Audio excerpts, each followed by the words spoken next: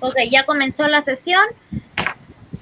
Primera hora de metodología de la educación, séptimo cuatrimestre de licenciado en Ciencias de la Comunicación y Periodismo. ¿Es así, chicos?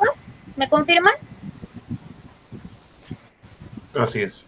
Ok, chicos, vamos a empezar ahora sí, presentando la diapositiva número 1.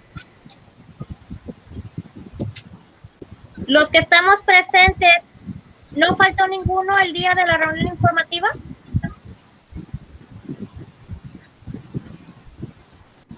Todos vinieron, ¿verdad?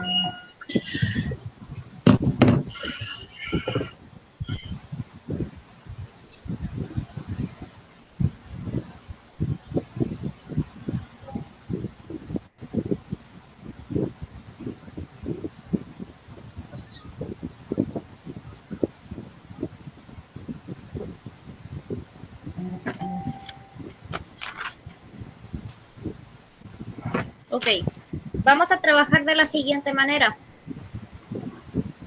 Son 12 diapositivas. Cada uno de ustedes le va a dar lectura a una. Si se me acaban los participantes, pues le damos vuelta. Vamos a comenzar con Diego. Después Dante. Jonathan. Jesús. Alberto. Antonio. Luis Ángel. Brianda.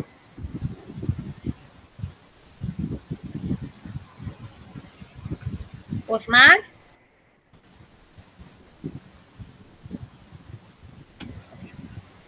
Otra vez Diego. Dante. Jonathan. Y hasta ahí. Si llegan más alumnos en la siguiente sesión, pues los incorporamos a la siguiente diapositiva. Empezamos con Diego. 1.1. Ciencia y sentido común. Se denomina ciencia a todo el conocimiento o saber constituido por una serie de principios y leyes que derivan de la observación y el razonamiento de un cúmulo de información y datos, los cuales son estructurados sistemáticamente para su comprensión. En este sentido, la ciencia comprende varios campos de conocimiento y estudio que conllevan al desarrollo de teorías y métodos científicos particulares, tras los cuales se pueden obtener conclusiones objetivas y verificables. Ok, según lo que acaba de leer Diego, ¿cuál sería su definición personal de ciencia? Pues sería que es la herramienta que nos da para poder comprobar las cosas. Ok, es una herramienta de comprobación. Eso dice Noé, Diego Noé. ¿Quién me puede compartir su definición personal de ciencia? Antonio levantó la mano. Adelante. Sí, maestra, sería, bueno, en palabras más breves, sería como el conocimiento adquirido a través de una serie de pasos que sí, también por ahí va. Tal conocimiento.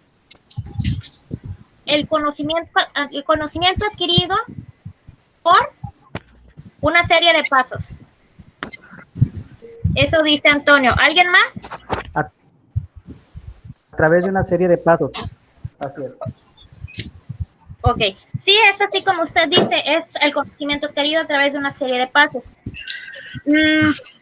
No se aplica únicamente a ciencias exactas. Por ahí más adelante me dice que está íntimamente relacionado, pero puede ser a cualquier otra área, puede ser en el área humana también. ¿Por qué?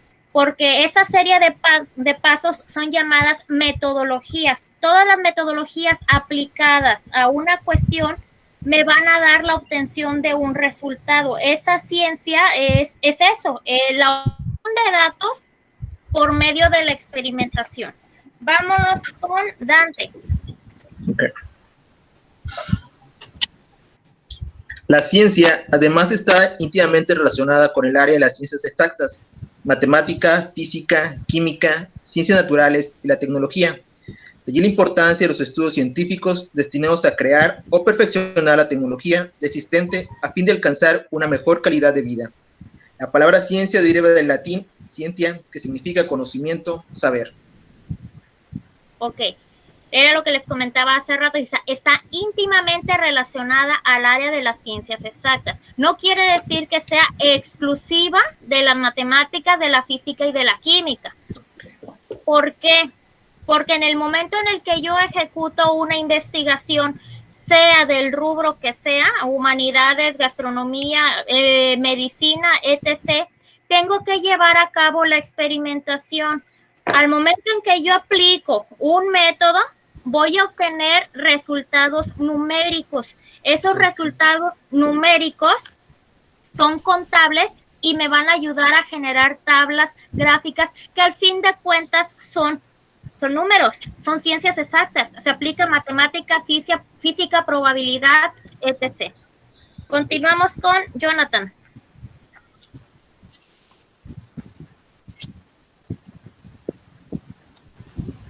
¿Qué es el sentido común? Como sentido común se denomina el conjunto de conocimientos, creencias y explicaciones fundamentados en la experiencia personal o en la sabiduría popular, que son compartidos por una comunidad, familia, pueblo, nación, y que son tenidos como prudentes, sensatos, lógicos y válidos. Ok, ¿usted qué entiende por sentido común, Jonathan? Pues todo el conjunto, a lo que yo entiendo, el que acabo de leer, sí.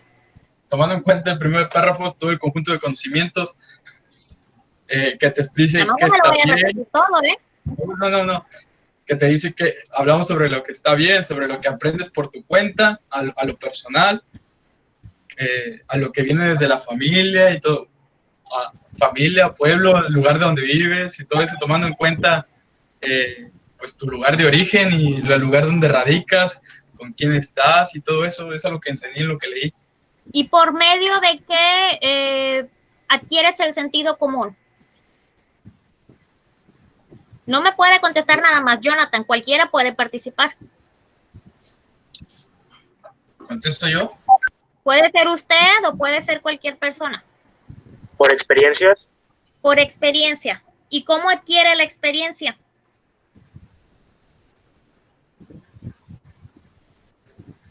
Pues buscando. Ya habiendo vivido ciertos momentos. ¿Perdón, Jesús? Ya habiendo vivido ciertos momentos. Bueno, eso es experiencia también. Pero, ¿de qué manera adquiere usted la experiencia? Hay un paso antes de eso. ¿Por vivencias? Sigue siendo experiencia.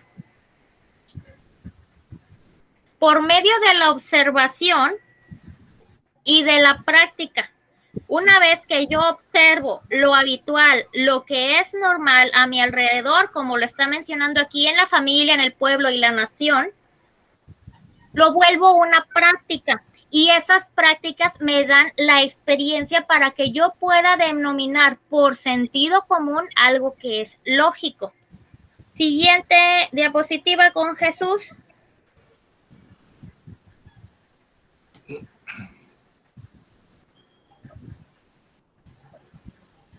El sentido común es como un desodorante. La gente que más lo necesita es la que menos lo usa. El sentido común se basa en la idea de que hay una serie de principios, valores, pensamientos y comportamientos que son compartidos por toda la sociedad y en consecuencia comunes a todos. Se compone de juicios razonables o conclusiones prácticas, sin complicaciones, que permiten dotar de sentido o lógica cualquier evento o hecho de nuestra vida cotidiana. Ok, una vez leído esto, Jesús, ¿qué nos querrá decir el ejemplo que les puse aquí a un lado con Mafalda? Dice, el sentido común es como un desodorante, la gente que más lo necesita es la que menos lo usa.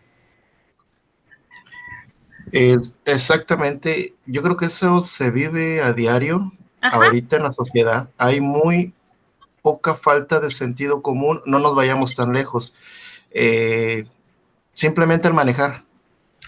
al manejar automóviles en bulevares, hay muy poca falta de sentido común y obviamente que deriva en falta de respeto. Tan solo en hacer altos, en dejar pasar a un peatón, en acelerar donde no se debe, en rebasar por donde menos se puede hacer. Creo que esa es mucha falta de sentido común y un ejemplo muy claro. Exactamente. Miren, ya está, permítanme nada más hacer una observación, permítanme.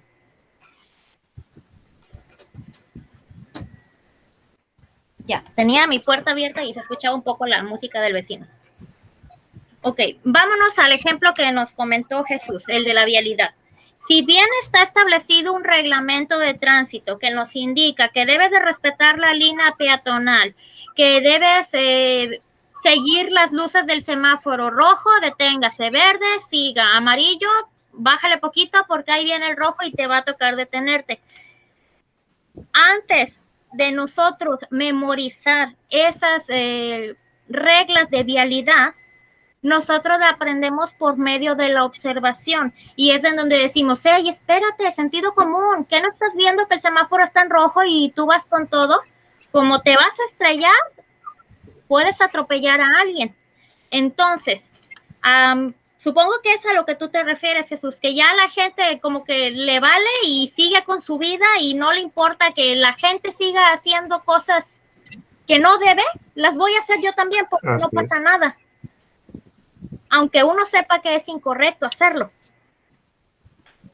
A veces sí, a veces es lamentable reconocerlo, pero sin importarle las consecuencias. Sí, y ya olvídate tú de que las consecuencias únicamente te afectan a ti, pues si yo lo hago y sé que voy a pagar algo, pues ¿qué tiene? Pero haces algo que afecta a terceros también. A terceros, así es. Y ahí ya es criminal no poner en práctica el sentido común cuando es algo que tú adquieres desde chiquito por medio de la observación. Una vez que lo observas, lo pones en práctica y se vuelve parte de tu vida al desarrollar experiencia, ya se te adhiere. Pero cuando permites que la sociedad corrompa todo ese conocimiento, pues ya careces totalmente de sentido común y de criterio.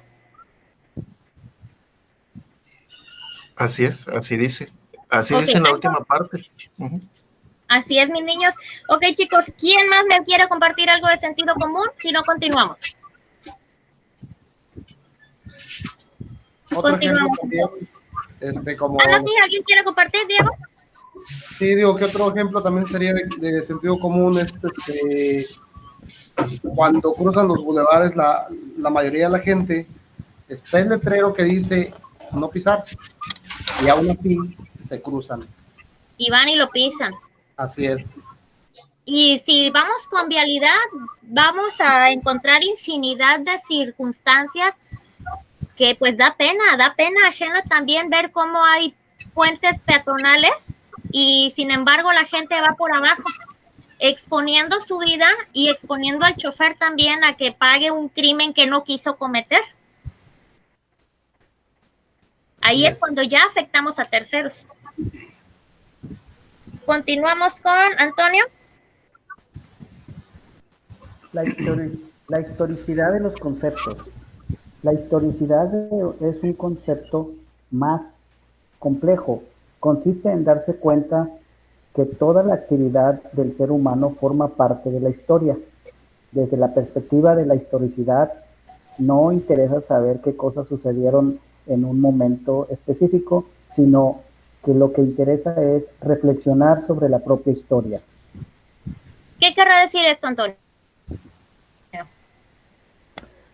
Bueno, ahí todo lo que hemos visto sobre la observación y la experiencia y la práctica se resume me imagino yo, en que vamos guardando como una especie de historia de cada concepto, ¿no? Y actuamos de acuerdo a lo que vivimos, a lo que nos pasó, y pues marcados por esa historia, ¿no? Creo que por ejemplo, ahorita que hablábamos del punto anterior sobre se me olvidó el concepto anterior, maestra, pero... ¿Me regreso? ¿El sentido común? Sí, perdón, sí, el sentido común. El Ok. sentido común tiene mucho que ver con la historia, porque, por ejemplo, a lo largo de la historia, si nosotros vamos al norte de los Estados Unidos, ¿no? En las ciudades del norte, al llegar a una casa, uno se tiene que quitar los zapatos. Es una falta de respeto si yo no me quito los zapatos en la entrada. Sin embargo, si lo hacemos aquí en México, en la frontera mexicana, pues es una falta de respeto que yo me quite los zapatos. Me ofende. ¿Cómo osas hacer eso? Sí, y tiene que ver por historia, tiene que ver por tradición, tiene que ver por cultura, tiene que ver por área geográfica, y eso es lo que entiendo yo sobre los conceptos y la historicidad, que esto nos va marcando y nos interesa saber qué sucedió en ese momento específico que hizo que causara esto. Por ejemplo, yo pregunté la primera vez por qué me tenía que quitar los zapatos y me decían que porque regularmente hay nieve. Y entonces si entra uno con los zapatos con nieve, pues ensucia los pisos, ensucia la alfombra, ensucia la madera. Y aunque sea en tiempo de verano, ellos se quedan acostumbrados a dejar los zapatos afuera, aunque no haya nieve. Pero pienso que por ahí viene el concepto de la historicidad. Cada lugar tiene su historia, su tradición, y es importante conocerla.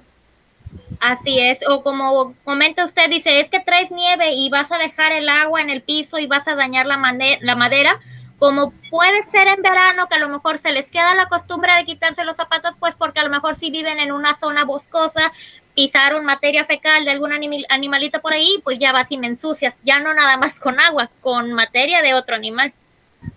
Así es. Ok, fíjense, esto de la historicidad nos habla de lo siguiente, dice, no interesa saber qué cosas sucedieron en un momento específico, sino que lo que interesa es reflexionar sobre la propia historia. En la actualidad pasa de la siguiente manera. Con todo este rollo de las redes sociales, que tenemos información así a nuestra mano, resulta que ahora todo nos impresiona. Todo nos causa furor, todo nos causa estrés, todo nos causa impresión, ya lo que supuestamente está aceptado resulta que no. Y caemos en esta, pues, emoción, si se le puede decir así, o no aceptación de que, ay, ¿por qué hace de esto ahorita? No, yo estoy en contra, no. Y la verdad es que cosas como lo que estamos observando en estos días, que las manifestaciones, que los crímenes infantiles, que las drogas, etc., todo lo que nos estamos dando cuenta ahorita de que, ay, qué mal estamos, esto nunca había pasado. La realidad es que desde tiempos memorables ha sucedido. Que no nos diéramos cuenta porque no teníamos acceso a la información así de fácil como es ahorita tener un celular en la mano, es punto y aparte. Pero todos estos puntos que en la actualidad nos impresionan, ya sucedían hace tiempo. Y es a lo que se refiere con no nos interesa saber en qué año o qué día pasó, sino por qué pasó en esa fecha. Si tú te dedicabas a la caza, a la cacería, cacería de animales, vamos a decirlo así, en el año 1800 y en la actualidad te sigues dedicando a la cacería, ¿qué pasó ahí? Quiere decir que es, aparte de una tradición, es una práctica, es algo que es perfectamente normal, que siempre ha sucedido y que no va a dejar de suceder, porque ya es una conducta del ser humano. Esa no se va a modificar, esa ahí se va a quedar. Entonces, no interesa el año, interesa el hecho de por qué sucedió. Continuamos con Luis Ángel Castillo. La historicidad es un apartado de la filosofía de la historia. Algunos filósofos han analizado el fenómeno histórico más allá de los hechos y han explicado cuál es el sentido de la historia. Para los pensadores influidos por convicciones religiosas, el rumbo de la historia está señalado por Dios. Hay filósofos que consideran que el espíritu humano se va desarrollando a lo largo de las distintas etapas y el objetivo es la plena libertad. Ok, a lo largo de distintas etapas y el objetivo es la plena libertad. ¿Cuál será la plena libertad, Luis Ángel? bueno, lo que yo le doy a entender es como que la libertad de expresión más o menos, bueno, más o menos, como lo que se me viene a la mente. Libertad de expresión. ¿Alguien más? Historicidad es un apartado de la filosofía, o sea, quiere decir que es una subciencia adherida a la filosofía que está establecida en una ciencia como tal. Pero por abajo nos está diciendo, hay filósofos que consideran que el espíritu humano se va desarrollando a lo largo de las distintas etapas y el objetivo es la plena libertad. ¿Qué significará esto? Es que los filósofos, licenciada, estudiaban mucho, como dice aquí, el espíritu humano, y al referirse a que su objetivo es la plena libertad, es la libertad humana, la libertad interior, la libertad de pensamiento. Eso es en lo que basan los filósofos. Esto es lo que es el espíritu humano, su desarrollo interno. El espíritu del ser humano va a ser objeto de distintos procesos y el objetivo siempre va a ser el mismo, que es la libertad de pensamiento, que va más allá de la libertad de expresión. Yo puedo pensar de tal o cual manera y no debe de afectar al pensamiento de ustedes, porque eso es algo interno. La manera en la que yo piense no va a afectar ni a modificar el pensamiento de ustedes. Vámonos con Brianda. También hay pensadores que defienden la tesis de que no hay un sentido en la historia. Simplemente los hechos se van sucediendo sin ningún tipo de plan u objetivo. Las diversas reflexiones sobre la historia responden a una inquietud que se podría plantear como interrogante. La historia de la humanidad va hacia una dirección. Las respuestas a esta pregunta serían los distintos planteamientos de la historicidad. Ok, dice, hay pensadores que defienden la tesis de que no hay un sentido en la historia. ¿Usted piensa de esa manera, Brianda?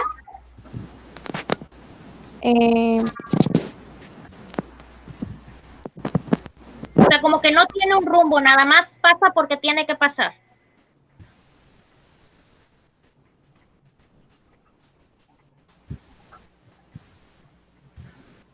¿Sí? ¿No? No. Antonio, Jonathan, ¿me quería compartir algo ahorita? Antonio, adelante.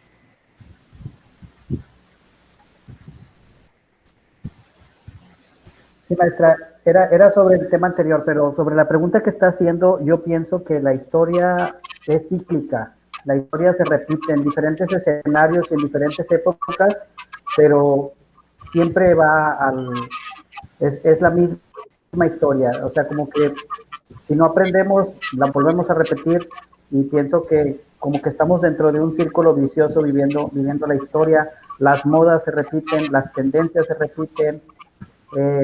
La civilización siempre comienza con objetivos y al final siempre termina algún conflicto, y viene después de un conflicto, una guerra, viene otra vez un tiempo de construcción y de unidad.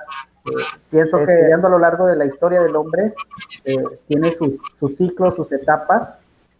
No pienso que vaya sin rumbo fijo, simplemente pienso que, hablando del tema anterior, el hombre está buscando lo que decían los filósofos, la evolución del ser, lo que hoy en día diríamos la mejor versión de uno mismo. El problema es que dejamos de lado el sentido común, y cuando el hombre pierde el sentido común o la sociedad pierde el sentido común, es lo que nos lleva a la autodestrucción, que pasó cuando se levanta un Hitler, que le pasó cuando Roma invade los imperios, le pasó a Alejandro el Grande. Cuando pierden el sentido común, nos lleva a la autodestrucción. Y pienso que tenemos un objetivo con historias, llevamos un rumbo. El problema es que a veces el ser humano lo pierde al perder el sentido común. Ok, Antonio. Jonathan. Pues yo estoy de acuerdo con lo que acaba de decir Antonio. Creo que si usamos, está muy alejado a esto, pero la ley de Newton de causa y efecto, todo tiene un porqué en la historia. Ajá. Se va aplicando al sentido de, él hablaba sobre las tendencias y modas que regresan. Si lo aplicamos al bíblico, pues las escrituras dicen lo mismo, tanto en el ateísmo, que la vida se repite, y pues yo estoy de acuerdo con él, todo tiene un sentido en la historia aplicado para algo o para crear algo. Volvemos a repetir lo mismo cada vez. Exactamente, son circunstancias a las que se adapta el ser humano porque es algo que ya está establecido como un sistema. Un ejemplo de eso es lo que estamos viviendo en la actualidad. ¿Cómo podemos compararlo con la pandemia que sucedió hace 100 años en España? Está pasando exactamente lo mismo, pero en distinta situación geográfica. Durante la Primera Guerra que surgió la pandemia de gripe española, que en realidad ni siquiera surgió en España. Como estábamos en guerra, estaban censurados los países de Francia y Alemania, y el único país que tenía libertad periodística, pues era España. Ahí fue donde todos nos enteramos que estábamos dentro de una pandemia. Hoy, 2020, bueno, 2019, que fue cuando surgió la nueva cepa de COVID, cambió a situación geográfica a China. Estamos repitiendo esa situación de pandemia, pero del otro lado del mundo. ¿Qué pasa con esto? Comprobamos que, como dijo Jonathan, estamos repitiendo modas, estamos repitiendo patrones, etapas, sociedades, modas, etc. ¿Algo más, Jonathan?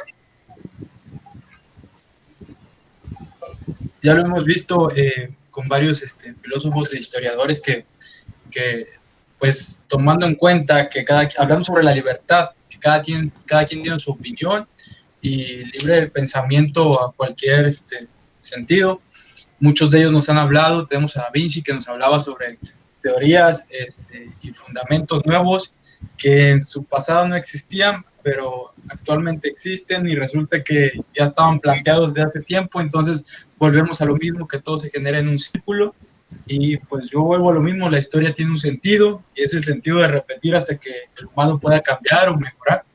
Así lo veo infinito, yo. Así es, cuando encontremos el objetivo se va a romper el sistema y vamos a entrar a otro proceso que también va a tener su círculo, como lo mencionan ustedes, y así consecutivamente, pero son procesos ya establecidos. Sí. Ok, continuamos.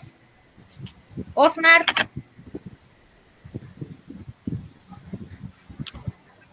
La búsqueda de las relaciones. El proceso de búsqueda de relaciones es un modo de actuación de extraordinaria utilidad a la hora de resolver problemas y en particular problemas matemáticos, pues si no se logra encontrar las relaciones que ofrecen los datos, figuras y su relación con la o las preguntas que formulen el problema, entonces será difícil concebir un plan que conduzca al éxito en la resolución de los problemas. Ok, ahí les va. Este tema de la búsqueda de relaciones va de la mano con el tema que van a escoger para su investigación. ¿De qué nos habla?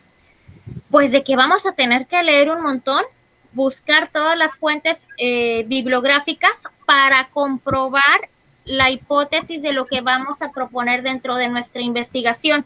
Si de 5 fuentes, 3 me dan la razón de lo que yo estoy buscando, esa es la respuesta. Ahora, si no son 5 fuentes, son 20, pero más de la mitad me está apoyando lo que yo estoy buscando, esa es la respuesta. Esas son las relaciones que tenemos que hacer dentro de la investigación. A mayor número de, esa es la respuesta. Vamos a continuar con Diego. En la intención de lograr el desarrollo del pensamiento a través de la búsqueda de relaciones, debemos seguir un proceso largo y será útil pensar en comenzar desde los primeros años de vida escolar, aunque sería más conveniente si pensamos en los primeros años en el hogar. Entonces sería más completa la afirmación. ¿Por qué deberíamos comenzar en el hogar y no en la escuela? Porque, como dice el dicho, no debemos ser candil de la casa, no debemos de ser candil de la calle y oscuridad de la casa. Siempre debemos hacerlo con los principios para poder dar una buena imagen y ser buenos ciudadanos. Ok, Diego.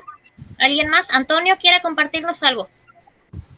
Sí, porque pienso yo que en el núcleo familiar es donde se desarrollan los valores, las convicciones y la ideología. Y es ahí en el núcleo familiar. Ya para cuando uno va a la escuela, el niño ya lleva cierta formación que ve en casa y es donde se refuerza. Tal vez podemos cambiar valores, conductas a lo largo del tiempo en las diferentes escuelas que tengamos, pero siempre el núcleo familiar va a ser el más fuerte o el más apegado a nuestra toma de decisiones, valores, creencias, convicciones, etcétera. Okay. Por eso pienso que se debe de comenzar en el hogar. Sí, así es desde el hogar. Fíjense, un ejemplo de esto, me voy a ir a la primaria. Antiguamente, antiguamente hace unos años, no crean que hace 20 ni 15, no, ahorita unos 2 años. La materia se llamaba español en educación primaria. Hoy en día la materia se llama lengua materna. ¿Por qué? ¿Por qué creen que cambió de nombre?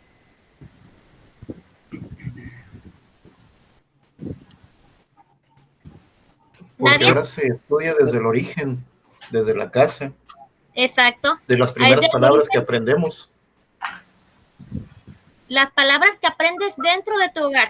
Si la materia se abocara exclusivamente a español, yo debería marcar contenidos de la lengua española original, la que se está hablando en Castilla, España, en Madrid, Barcelona, etc. Allá, la lengua española europea. En cambio, la lengua materna es la que yo aprendo desde el núcleo familiar.